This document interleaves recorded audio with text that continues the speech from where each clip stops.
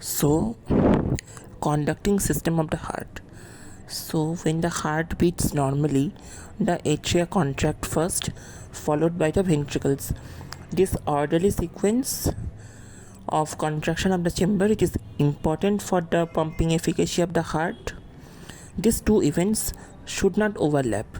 This is mainly due to the conducting system of the junctional tissue of the heart.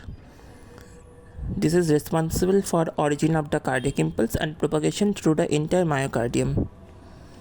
The conducting system of the heart consists of SA node, AV node, internodal tract, bundle of His with right and left bundle, Purkinje fibers. Apart from this, some persons have abnormal short circuit fibers. These are James fiber, Mehims fiber, and accessory bundle of Kent. Now, the atrial activation. So, the impulse originates in the SA node and travels to the atrial myocardium in a radial direction like a ripple in a pond. The conduction velocity in the SA node, it is 0.05 per second. It spreads to the left atrium via the common musculature which encircle them. Impulse can also reach the left atrium through the Bachmann's bundle.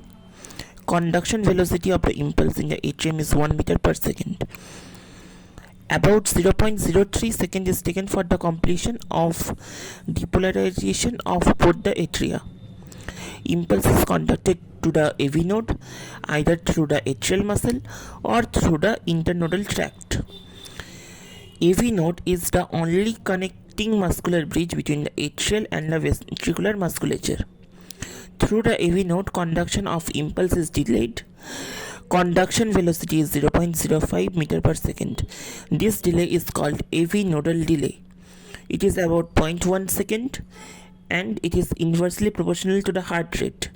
The causes of this delay are fibers are small and primitive, gap junctions are few, resting membrane potential is much more negative than resting membrane potential of other cardiac muscle fibers.